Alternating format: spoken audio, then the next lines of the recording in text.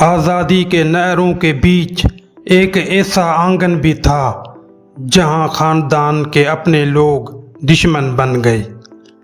ناظرین، قلم کا سفر میں خوش آمدید۔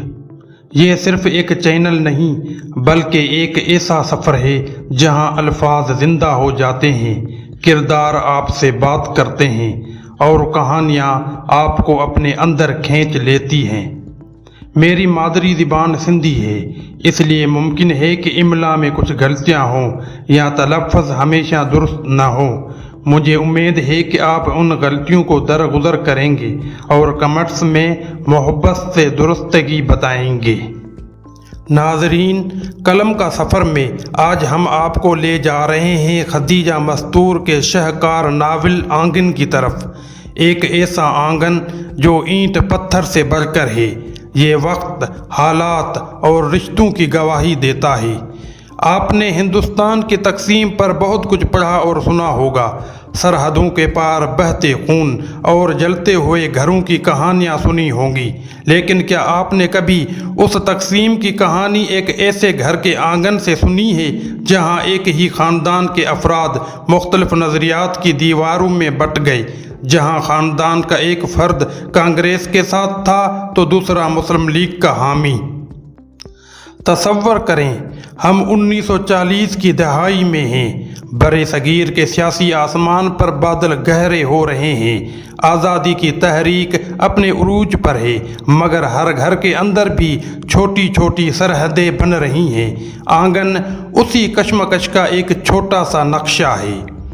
خدیجہ مستور نے اس ناول میں یہ دکھایا ہے کہ کس طرح آزادی کی یہ بڑی تحریک صرف سڑکوں اور میدانوں تک محدود نہیں تھی، بلکہ اس نے گھروں کے آنگنوں میں بھی اپنا اثر دکھایا۔ ناول ایک متوسط طبقے کے زمیندار گھرانے کی پس منظر میں شروع ہوتا ہے جو لکھنؤ کے قریب آباد ہے۔ یہ ایک مشترکہ خاندان ہے جس میں ہر طرح کے لوگ رہتے ہیں، لیکن جیسے جیسے سیاسی حالات بدلتے ہیں اس آنگن میں بھی نظریاتی اختلافات، نفرت اور بے چینی کی دراڑیں پڑنا شروع ہو جاتی ہیں۔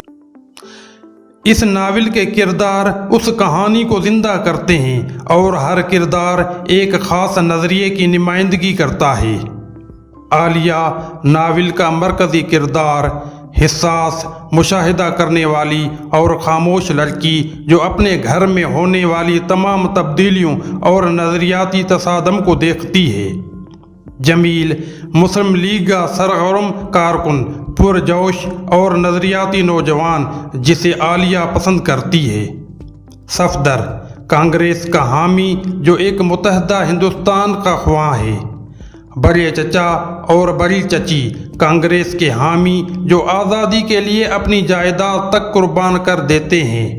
چھمی، ایک یتیم لڑکی، رشتہ داروں کے رحم و کرم پر پلنے والی جو اپنے چچا سے ہمیشہ لڑتی ہے کیونکہ وہ کانگریس کا رکن ہوتا ہے اور چھمی مسلم لیگ کے حق میں نعرے لگاتی ہے۔ ناول جیسے جیسے آگے بڑھتا ہے آنگن میں موجود سیاسی کشیدگی ذاتی تعلقات پر بھی اثر انداز ہونے لگتی ہے۔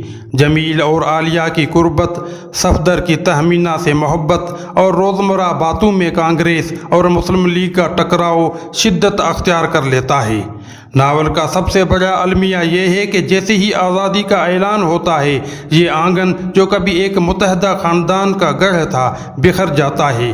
کچھ لوگ پاکستان چلے جاتے ہیں، کچھ ہندوستان میں رہ جاتے ہیں۔ یہ آنگن صرف ایک گھر کی جگہ نہیں رہتا بلکہ دو ملکوں میں بٹ جاتا ہے۔ خدیجہ مستور کا اسلوب اس ناول کو خاص بناتا ہے۔ وہ سیدھی اور سادہ زبان میں لکھتی ہے اور کسی بھی ایک فریق کی حمایت نہیں کرتی، ہر کردار کو اس کے حالات کے تناظر میں پیش کرتی ہے۔ آنگن ہمیں یہ بتاتا ہے کہ تاریخ صرف بڑے رہنماؤں کے فیصلوں سے نہیں بنتی بلکہ ان عام لوگوں کے دکھ، خوشیاں اور قربانیاں بھی اس کا حصہ ہوتی ہیں۔ اس ناول نے 1962 میں اعظم جی ادبی ایوارڈ حاصل کیا اور آج بھی یہ تقسیم ہند پر لکھے گئے بہترین ناولوں میں سے ایک سمجھا جاتا ہے۔ اگر آپ اس تاریخی دور کو ایک گھر کی آنکھ سے دیکھنا چاہتے ہیں تو خدیجہ مستور کا آنگن ضرور پڑھیں۔ یہ ایک ایسا ادبی سفر ہے جو آپ کو سوچنے پر مجبور کر دے گا۔ آپ کو یہ تجزیہ کیسا لگا؟ کمنٹ میں اپنی رائے ضرور دیں۔ اس ویڈیو کو لائک اور شیئر کر کے ہماری حوصلہ افزائی کیجیے۔ مزید ادبی ویڈیوز کے لیے ہمارے چینل قلم کا سفر کو سبسکرائب ضرور کریں۔